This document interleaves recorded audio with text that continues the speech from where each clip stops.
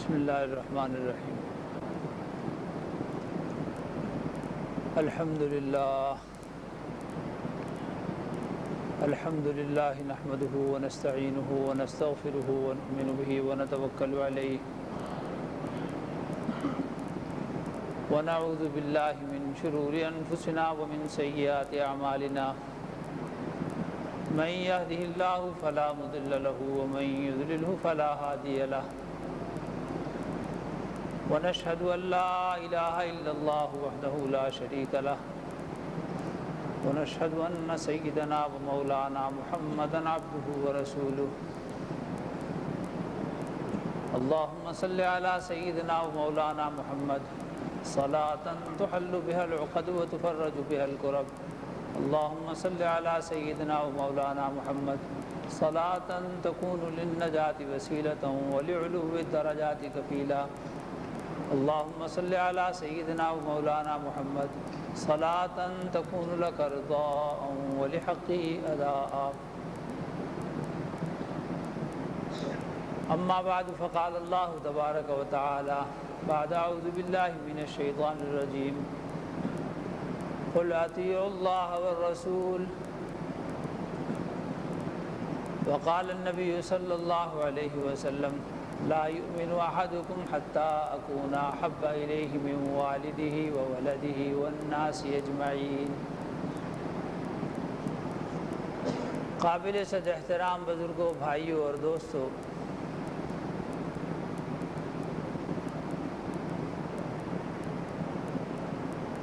ہمارے کلمے کے دو جز ہیں۔ پہلا جز ہے لا الہ الا اللہ اور دوسرا جز ہے محمد الرسول اللہ۔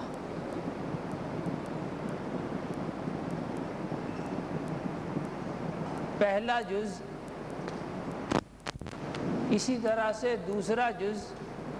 بغیر پہلے کے مکمل نہیں ہے۔ اپنا ایمان کامل کرنے کے لیے، اپنا دین مکمل کرنے کے لیے دونوں جزوں پر پورا ایمان لانا اور اس کی رعایت رکھنا واجب ہے، ضروری ہے۔ دونوں میں دو الگ الگ مضمون ہیں۔ پہلے جز کا مضمون توحید ہے، اللہ کا ایک ہونا اپنی ذات میں، اپنی صفات میں، نہ اس کی ذات جیسی کوئی ذات اور نہ اس کی صفات جیسی کوئی صفت والا۔ اسی طرح دوسرے جملے کا مضمون، دوسرے جز کا مضمون رسالت ہے، محمد الرسول اللہ، محمد صلی اللہ علیہ وسلم اللہ کے رسول ہیں، آخری رسول ہیں، ان کا دین آخری دین ہے اور ان کی امت آخری امت ہے۔ اور یہ کہ جو کچھ وہ لائے پہلے ہی اتری ہوئی تمام کتابوں، تمام صحیفوں کا نچوڑ اور خلاصہ ہے۔ اور یہ کہ وہ رسولوں میں سب سے بہتر رسول ہیں، اور یہ کہ ان کا دین سارے پہلے اترے ہوئے دینوں میں سب سے بہتر دین ہے۔ ان پر اتاری گئی کتاب سب سے اعلیٰ کتاب ہے، باقی کتابوں کا ادب ملحوظ رکھتے ہوئے۔ رسولوں میں سے بھی بہترین رسول ہونے کے معنی یہ ہیں کہ سب رسول اپنی اپنی جگہ پر نہایت درجہ قابل احترام اور واجب التعظیم ہے، ان پر ایمان لانا واجب ہے۔ اور یہ کہ وہ اپنے اپنے وقت میں بالکل پیغمبر برحق تھے، وہ رسول تھے، اللہ کے پیغامبر تھے، اور جو کچھ انہوں نے جتنی محنت کی، قربانی کی، جو بات بتائی وہ اللہ کی طرف سے بتائی۔ اور یہ کہ ان کے دین میں کوئی اور کسی پیوند کاری کی ضرورت نہیں ہے، ان کا دین کامل ہے، مکمل ہے۔ دونوں جزوں پر ایمان لانا ضروری ہے، واجب ہے، اپنا ایمان کامل کرنے کے لیے، مکمل کرنے کے لیے۔ میرے محترم دوستوں اور بزرگوں، حضور اکرم صلی اللہ علیہ وسلم کی رسالت کا اقرار کرنا، محمد الرسول اللہ کہہ کر ایک حصہ ہوا یہ دین کا، ایک آدمی ایمان لے آیا ان کی رسالت پر۔ اب اس کے معنی یہ نہیں ہے کہ جتنا سا اس نے کر لیا بس یہ کافی ہے، اب اس کے بعد آگے کرنے کے کام ہے۔ یہ تو ایک ایگریمنٹ ہے، ایک معاہدہ ہے، جیسے تجارتی لوگ، تاجر لوگ اپنے تاجر ہم پیشہ لوگوں کے ساتھ وعدے کیا کریں، معاہدے کیا کریں کہ مال اس طرح سے سپلائی ہوگا، ایسا مال ہوگا، اور اس کے پیسے آپ کو یوں کر کے ادا کیے جائیں گے،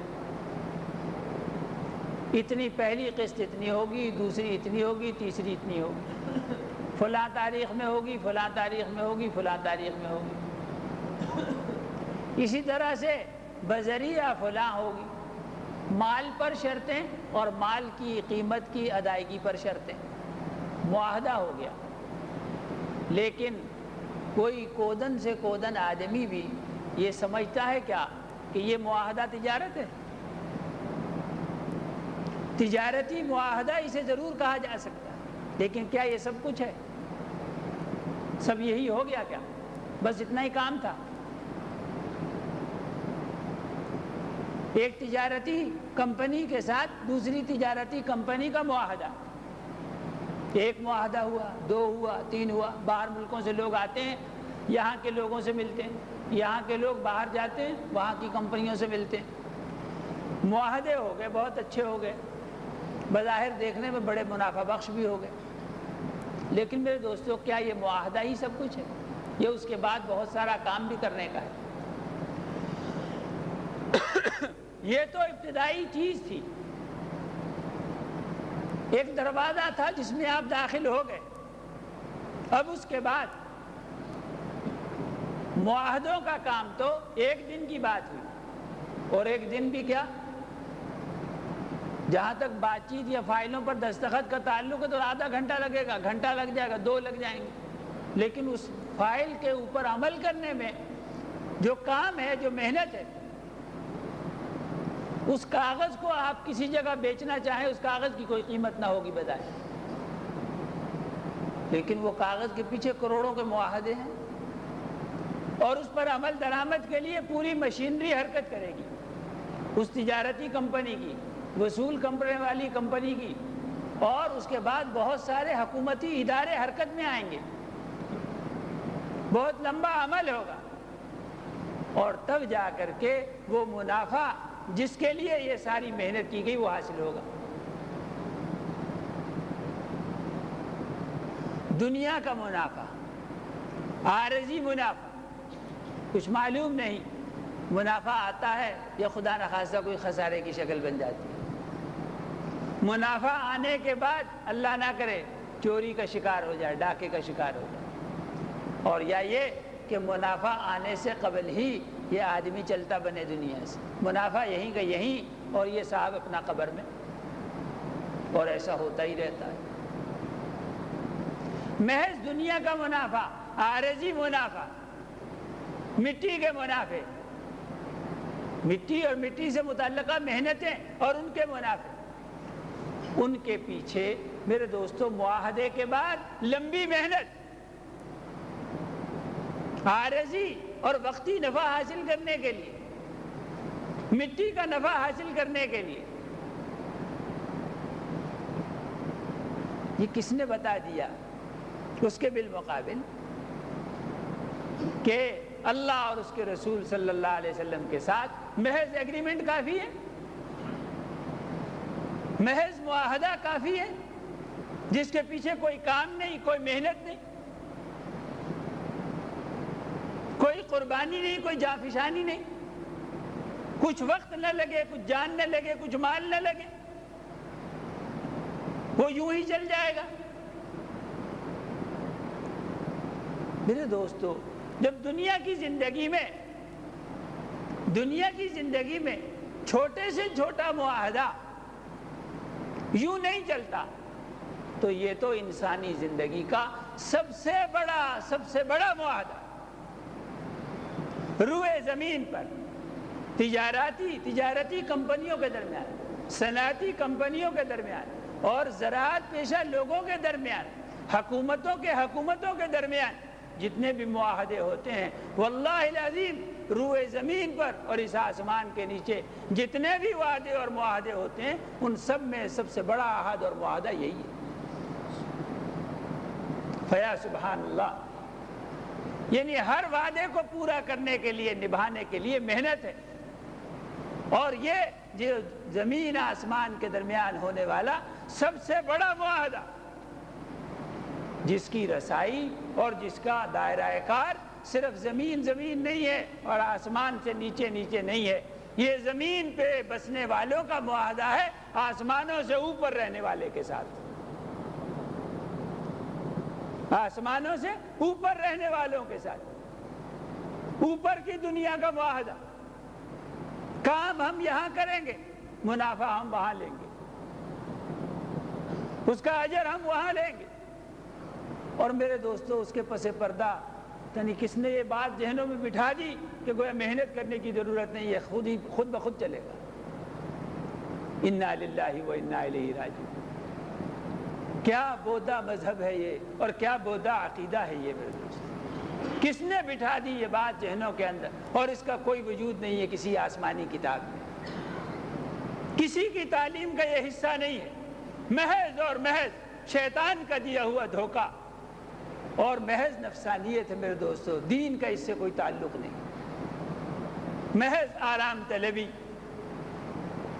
اور کیوں یوں کہیں جسے خوہ بدرہ بہانہ بسیار، کام کرنے کی آدمی کے مزاج ہی نہ ہو، طبیعت ہی نہ ہو تو بہانے بہت، بس ان بہانہ سازیوں میں سے، ان ہیلوں میں سے ایک ہیلا ہے، بہانوں میں سے ایک بہانہ ہے، اس کے علاوہ اس کا کوئی اور نام نہیں رکھا جا سکتا۔ وگرنہ جیسے میں نے بات آپ کے سامنے رکھی، عرض کی، اگر یہ زمین و آسمان کے درمیان اور اس سے اوپر ہونے والے معاہدوں میں سب سے بڑا معاہدہ ہے، تو میرے دوستو اسی کی بقدر اس کے پس پردہ اس کے بعد محنت بھی تو سب سے بڑی محنت ہونی چاہیے، اس پر عمل درآمد کے لیے اور اس کے منافع حاصل کرنے کے لیے محنت بھی تو سب سے زیادہ ہونی چاہیے، اس لیے کہ یہ بات قرار پائی کہ یہ عہد معاہدہ سب سے بڑا عہد معاہدہ۔ میرے محترم دوستو اور بزرگوں، اس وعدے کو پورا کرنا سب سے بڑا معاہدہ ہے، لا ریب فیہ۔ اس وعدے کو پورا کرنا اور نبھانا میرے دوستو ہمارے ایمان کا تقاضا ہے، اور حق تعالی شانہ کی ذات عالی کی طرف سے جو بندوں پر فرض عائد کیے گئے ہیں، جو بندوں پر فرض عائد کیے گئے ہیں، ان فرائض میں سے یہ ایک فرض ہے کہ وعدے کو پورا کرو، وَأَوْفُوا بِالْعَهْدِ إِنَّ الْعَهْدَ كَانَ مَسْئُولًا، وعدے کو پورا کرو، وعدوں سے متعلق سوال ہوگا، اسی طرح بڑھاؤ تو وعدے سے متعلق سوال ہوگا۔ یہ تو وہ ہے جو بندوں کے درمیان معاہدے ہو، کہ بندوں کے ساتھ وعدہ کرنا اور پھر اسے پورا نہ کرنا، اس سے اس کی حق تلفی ہوگی، اسے پریشانی ہوگی، زحمت ہوگی، اور حق تعالیٰ کو یہ بات پسند نہیں۔ بندے کا اکرام کرو، عزت کرو، وہ اللہ کے ہاں محترم ہے، مکرم ہے، اور اس کو ایذا پہنچانا، تکلیف پہنچانا حرام ہے۔ اس وعدے کی، معاہدے کی کیا شان ہونی چاہیے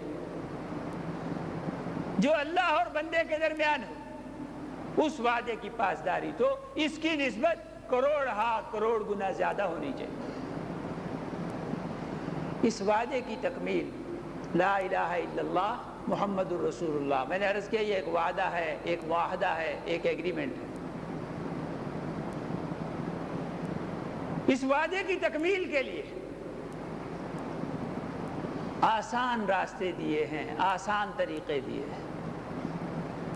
یقین مانیے بہت آسان، بہت آسان۔ بس طبیعت کو یہاں لانے کی ضرورت ہے، اس پر طبیعت کو اس پہ ذرا لانے کی ضرورت ہے، اور ابتداءً تھوڑا سا جی کڑا کرنے کی ضرورت ہے،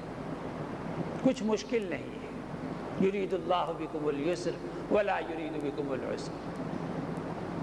اللہ تو تمہارے ساتھ آسانی کا معاملہ کرنا چاہتے ہیں، تمہیں کسی مشکل میں نہیں ڈالنا چاہتے۔ اور ما یفعل اللہ بعذابکم ان شکرتم وآمنتم، اللہ کو تمہیں عذاب دے کر کے کیا کرنا ہے اگر تم شکر گزار بندے بنو اور اگر تم ایمان لاؤ۔ تمہیں مشکل میں ڈالنا آخر کیوں؟ اللہ کو اس سے کیا نفع ہوگا؟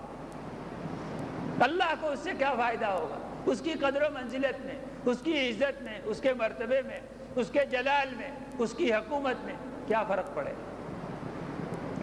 واللہ کہ اللہ سے زیادہ بندوں پہ رحم کرنے والا کون ہے؟ ماں باپ کے دلوں میں رحم ہوتا ہے نا بچوں کے لیے، ہر باپ یہی چاہتا ہے کہ میرا بچہ مشقت میں نہ پڑے، کوئی ماں پسند نہیں کرتی کہ میرا بیٹا مشقت میں پڑے، تو اللہ وہ کیسے چاہیں گے اپنے بندوں کے لیے کہ یہ مشقت میں پڑے؟ یہ دین مشقت میں ڈالنے کے لیے نہیں ہے، یہ تو تمہیں مشقتوں سے نکالنے کے لیے، یہ تو مشقتوں سے نکالنے کے لیے۔ اور واللہ اگر یہ حقیقت آشکارا ہو جائے اور کھل جائے یہ بات بندوں پر کہ اگر ہم اللہ کی غلامی میں نہیں آئیں گے تو 100 قسم کی غلامی میں جائیں گے، اس ایک آقا کو آقا نہیں مانیں گے، اور اس بارے میں جناب رسول اللہ صلی اللہ علیہ وسلم کا دامن نہیں پکڑیں گے، تو پھر میرے دوستو ساری دنیا تمہیں پکڑنا چاہیے، اور کئی طرح کے آقا تمہیں جکڑیں گے اور پکڑیں گے، اور ہر آقا تمہیں الگ سزا دے گا، الگ طریقے سے پکڑے گا۔ یوں کہ اس زمانے میں عام ہے اللہ کی پناہ ہر کس و ناکس، ایسا جیسے ایک مچھلی انہیں کئی شکاریوں کی کنڈیاں ایک مچھلی کو لگ چکی، ایک دائیں سے کھینچ رہا ہے، ایک بائیں سے، ایک آگے سے ایک پیچھے سے، بتائیے اس کا کیا حال ہو؟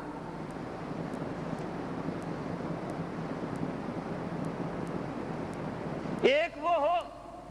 یہ کسائی کی دکان پہ نظارہ دیکھا جاتا ہے روزانہ، کچھ وہ گوشت ہو جو کسائی کی ملکیت میں اس نے لٹکا رکھا ہے بیچنے کے لیے،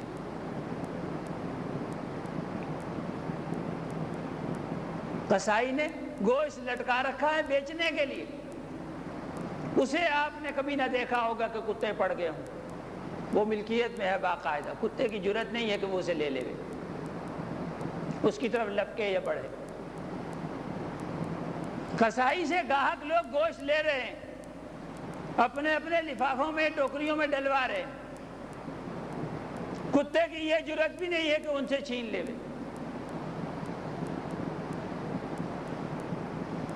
کچھ وہ گوشت، وہ بوٹی، وہ چھچڑا، وہ ہڈی جو ان دونوں کی ملکیت سے فارغ ہوتی ہے، نہ وہ کسائی کی ملکیت میں ہے اور نہ گاہک کی ملکیت،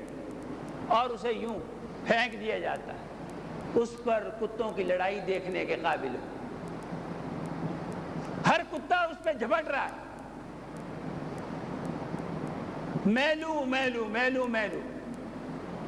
کتے باہم لڑ رہے ہیں، وہ یوں کہے یہ میری ہے، وہ کہے میری ہے، اور ایک لے کے بھاگ گیا اور باقی بھونک رہے ہیں اس پر، اور کچھ اس کا پیچھا کر رہے ہیں۔ بات سمجھنے کے لیے ہے، سمجھنے کے لیے میرے دوستو، کہ یہ کیسا ہوگا یہ منظر، بس اس آوارہ بوٹی کا، اس آوارہ ہڈی کا جو کسی کی ملکیت میں نہیں ہے، جس پر کتے جھپٹ رہے ہیں، اس سے زیادہ برا حال ہوتا ہے، اس سے زیادہ برا حال ہوتا ہے۔ یہ جو ہو نا سر نکالنا اللہ اور اس کے رسول صلی اللہ علیہ وسلم کی غلامی سے اور ان کی اطاعت سے، اور ان کی آقائیت سے سر نکالنے کو نکل تو آگے ہے، کسی نے زبردستی سے تو پکڑا نہیں ہوا، وہ تو اپنی خوشی سے جس نے سر دیا ہوا ہے سو دیا ہوا ہے، یہ اس کی سعادت مندی ہے۔ اور جو نکالے تو میرے دوستو اس کا حال اس سے زیادہ برا ہوتا ہے، جو کچھ میں نے ابھی حال عرض کیا کہ وہ کسی کی ملک میں نہیں ہے، کوئی اس کا محافظ نہیں ہے، اس پر تو کتے ضرور جھپٹیں گے۔ یہ مصائب، یہ مشکلات، یہ بیماریاں، یہ فلان یہ فلان، افراد پر بھی اور قوموں پر بھی، یہ سب اور سب جناب رسول اللہ صلی اللہ علیہ وسلم کا دامن چھوڑنے کی وجہ سے ہی تو ہے۔ اللہ نے ان کو محفوظ کیا، ان کی کتاب کو محفوظ کیا، اور کتاب کے ساتھ جتنے چمٹے رہیں، جو کتاب کو لیے رہیں، کتاب کو پکڑے رہیں۔ صرف ایسا نہیں ہے کہ کتاب کی حفاظت ہوگی اور کتاب والوں کی حفاظت نہ ہوگی، کتاب بھی محفوظ ہے، کتاب والے بھی محفوظ ہیں، بشرطے کہ صرف زبانی کلامی کتاب پر ایمان لائے ہوئے نہ ہوں، بلکہ فی نفسی اور فی الواقعہ کتاب کے لینے والے ہوں، کتاب کو پکڑے ہوئے، ایسی ایسی حفاظت کا سامان غل کرنے کے لیے، اس معاہدے پر عمل کرنے کے لیے جو بندوں اور ان کے رب کے درمیان ہے، لا الہ الا اللہ محمد رسول اللہ، اس کی تکمیل کا راستہ، اس کی محنت کا راستہ، اس کے منافع حاصل کرنے کا راستہ جناب رسول اللہ صلی اللہ علیہ وسلم کا اتباع ہے۔ ان کا اتباع ہر چیز میں، ہر چیز میں۔ ایسا نہیں میرے دوستو کہ ان کو چیز پسند نہیں اور ہمیں پسند ہو۔ آپ نے دیکھا ہوگا بہت دفعہ، میں نے پہلے بھی یہ مثال عرض کی تھی، بیویاں محض اس وجہ سے رنگ پہننا چھوڑ دیتی ہیں کہ یہ میرے خاوند کو پسند نہیں،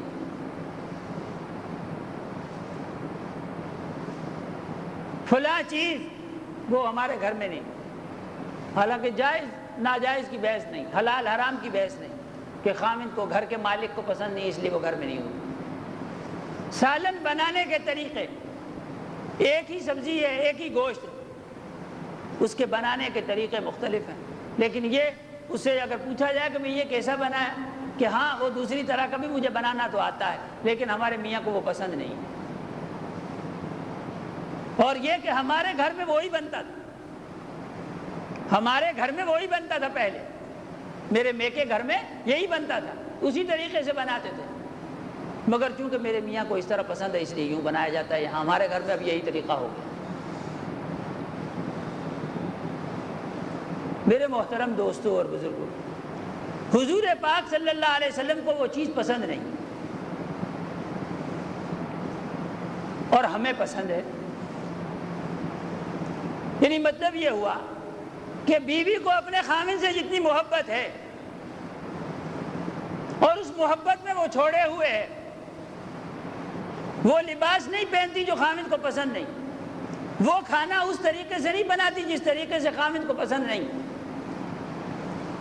تو کیا ایک مسلمان کو اپنے نبی پاک صلی اللہ علیہ وسلم کے ساتھ اتنا سا بھی تعلق نہیں جو بیوی کو اپنے خاوند کے ساتھ ہوتا ہے، اور اتنی سی محبت بھی نہیں جتنی سی کسی بیوی کو اپنے خاوند سے ہوتی ہے؟ حالانکہ محبت کرنے والوں نے تو مثالیں وہاں تک پہنچائی ہیں کہ اور ایسی ایسی مثالیں قائم کی ہیں کہ میرے دوستو زمین و آسمان نے اس سے پہلے کبھی ایسی مثالیں نہیں دیکھی، اور اللہ نے ان کی اس محبت پر گواہی قائم کی ہے، اللہ ان کی اس محبت کے اور محبت کے واقعات کے گواہ ہے۔ والذین آمنوا اشد حبا للہ، اللہ کے ساتھ، اللہ کے رسول صلی اللہ علیہ وسلم کے ساتھ محبت تو میرے دوستو اس کے مقابلے میں دنیا کی کوئی بھی محبت کسی کو بھی مثال میں پیش نہیں کیا جا سکتا، وہ تو انوکھی ہوتی ہے، نرالی ہوتی ہے، اس جیسی کوئی مثال نہیں ہوتی۔ ایمان لانے والوں کو اپنے رب کے ساتھ، اپنے رسول کے ساتھ اس طرح کی محبت ہوا کرتی۔